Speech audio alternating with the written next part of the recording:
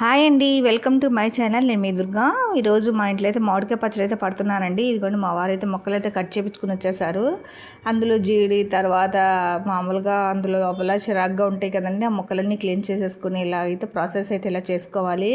కానీ అది తొక్కలు పైన ఒక లేయర్లా వస్తాయండి, ఆ లేయర్లు కూడా తీసేసుకోవాలి. తీసుకుని శుభ్రంగా నీటితో తుడిచేసుకొని ఫ్యాన్ గాలికి ఆరేసుకోవాలండి. ఎందుకంటే దాంట్లో నీరున్నా కానీ పచ్చడి పాడైపోద్దండి. మనం పచ్చడి ఎంత క్లీన్ చేసుకుని పట్టుకుంటామో దాంట్లో తగ్గట్టు అన్నీ వేస్తామో ఆ పచ్చడి టేస్ట్ అయితే బాగుంటుందండి. ఈ ప్రాసెస్లో ఇలా చేసుకున్న తర్వాత ఎలా ఉంది ఏంటి అనేది నాకు కామెంట్ చేయండి. ఎవరైనా తెలియని వాళ్ళు కూడా ఉంటే ఈ వీడియో చూసి నేర్చుకోండి, ఎందుకంటే కొలతలతో నేను చెప్తున్నాను. అయితే ఇదిగోండి మామిడికాయ ముక్కలు అయితే కనుక 8 లోటాల ముక్కలు అయితే ఇలా వేసుకోవాలండి. కొందరు నూనెలో కూడా ముంచుతారండి, కానీ నేను అలా కాదండి, మొత్తం కలిపేసుకుంటాను.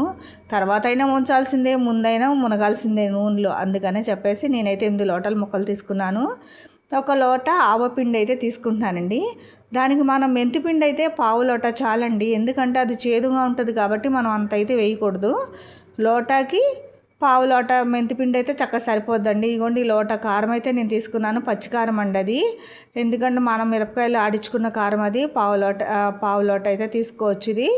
తర్వాత వెల్లుల్లిపాయ పేస్ట్ అండి. ఈ పేస్ట్ అందరూ కూడా ఎవరు వేసుకోరండి, అంతగా ఎవరికీ తెలియదు. కానీ ఈ పేస్ట్ వేస్తేనే ఈ పచ్చడికి టేస్ట్ అన్నది బాగుంటుందండి. నేనైతే ఇదిగోండి కచ్చాపచ్చాగా అయితే దంచేసుకున్నాను ఈ పేస్ట్ని. ఈ పేస్ట్ తొక్కలతో పాటే నేను ఆడిచ్చేస్తానండి. అయితే ఈ పేస్ట్ వేసుకున్న తర్వాత దానికి నేను పల్లీ నూనె అయితే పోస్తున్నానండి. ఈ పల్లీ నూనె కూడా మనం వేరుశనగ గుళ్ళు పల్లీ నూనె అయితేనే బాగుంటుందండి. తర్వాత ఇందులో విజా కానీ మంచి మంచి బ్రాండెడ్స్ అయితే వచ్చినాయి, కానీ నేను అందులోని విజయాలోనే కాకుండా ఇందులో ఎండి అండి, ఇది ఒక కంపెనీ ఆయిల్ అయితే నేను యూజ్ చేస్తున్నాను. దానికి మనం ఒక లోట ఉప్పు అయితే నేను తీసుకున్నానండి. కానీ లోటాకి లోటా పావు అయితే పడుతుందండి, కానీ నేనైతే ముందుగా అయితే లోటానే తీసుకున్నాను.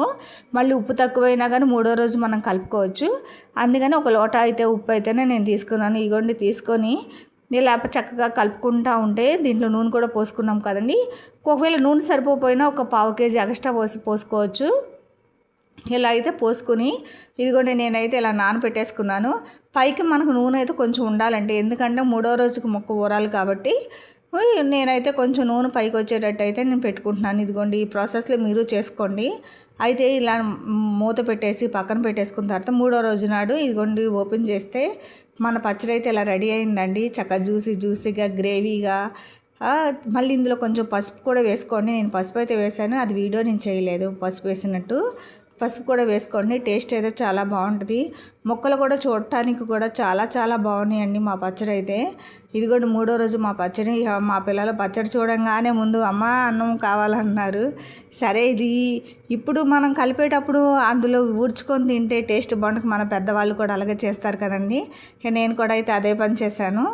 అయితే ఈ పచ్చడి నేను మామూలుగా చిన్న చిన్న డబ్బాల్లోకి అయితే పెట్టేసుకున్నానండి. ఇంకా మాకు తెలిసిన వాళ్ళందరికీ కూడా చిన్న చిన్న గిన్నెలు ఎదురు వాళ్ళకి పక్క వాళ్ళకి మా అద్దెకున్న వాళ్ళకి అందరికీ కూడా నేను ఇచ్చేసానండి. ఇవన్నీ రైస్ అయితే నేను వండేసాను వేడిగా.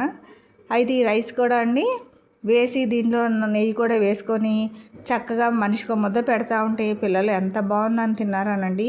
ఈ ప్రాసెస్లో ఎవరైనా తెలియని వాళ్ళు ఉంటే కూడా ఈ పచ్చడి ఇలా చేసుకోండి, టేస్టీగా బాగుంటుంది. కొలతలతో కూడా అయితే మన పచ్చడి అయితే బాగుంటుందండి.